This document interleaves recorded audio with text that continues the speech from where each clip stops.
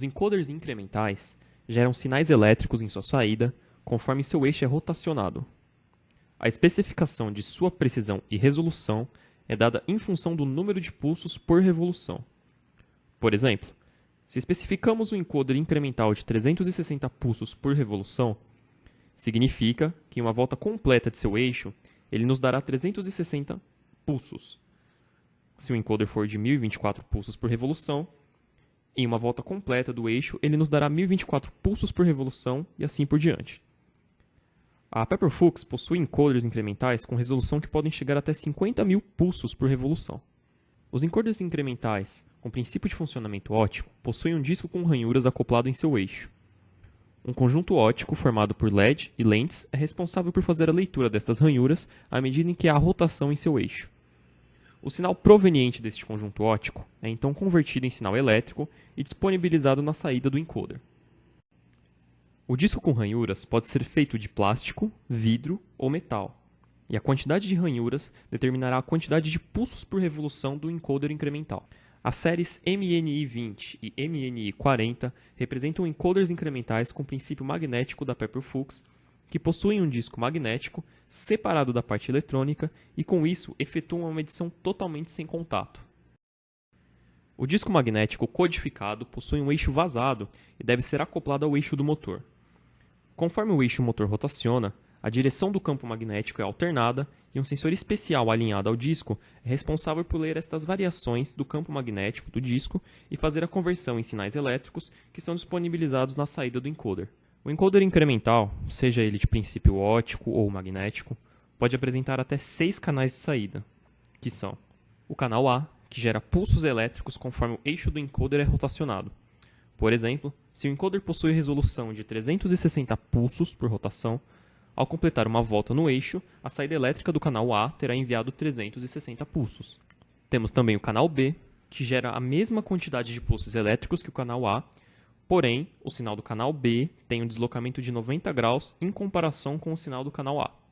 Este deslocamento serve para que possamos identificar o sentido de rotação do eixo motor. Se o eixo estiver girando em sentido horário, sempre teremos o sinal do canal A chegando primeiro para o PLC.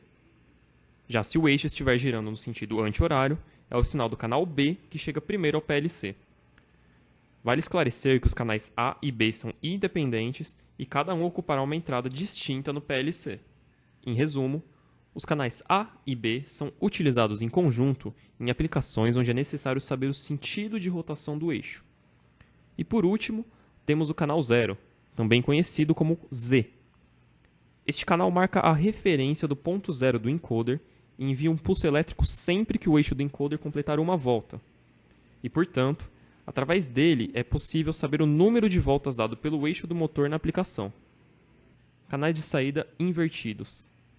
Os canais de saída A barra, B barra e 0 barra são 3 canais adicionais que enviam sinais simultaneamente com os canais A, B e 0 padrão.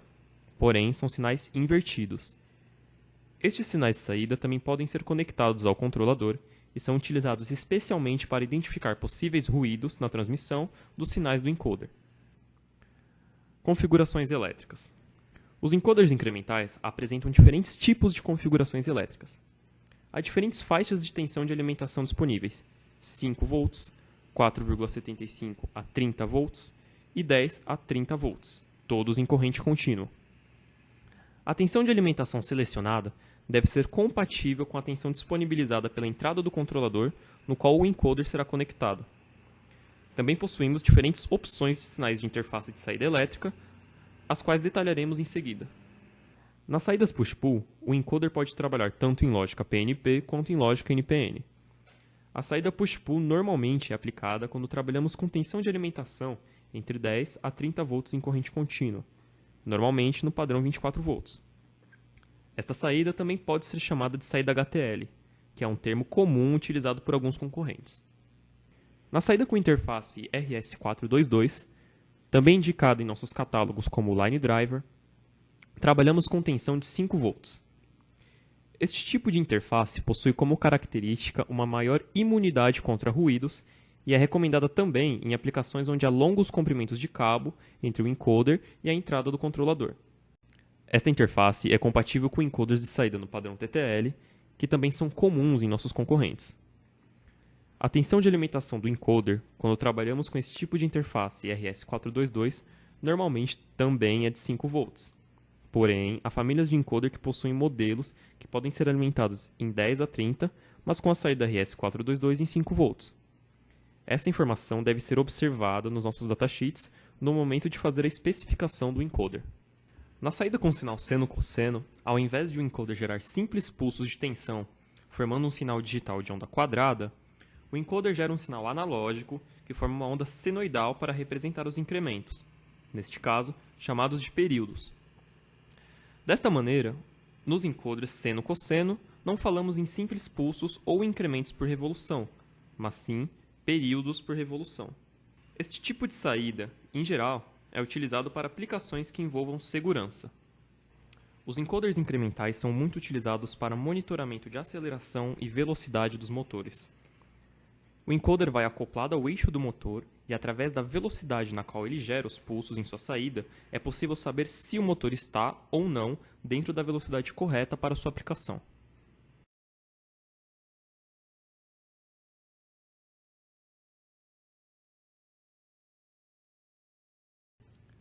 Encoders incrementais também são muito utilizados em aplicações de controle de posicionamento em elevadores comerciais. Neste caso, o encoder é acoplado ao eixo do motor do elevador e, de acordo com a contagem dos pulsos que ele fornece em sua saída, é possível saber em qual andar o elevador se encontra no prédio.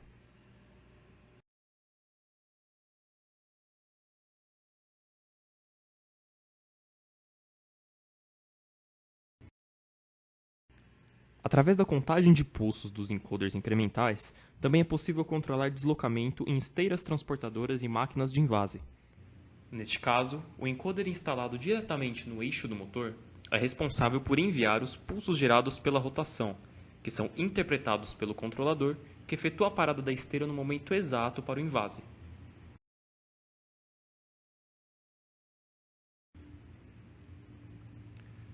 Os encoders incrementais podem e são amplamente utilizados no segmento de geração de energia eólica.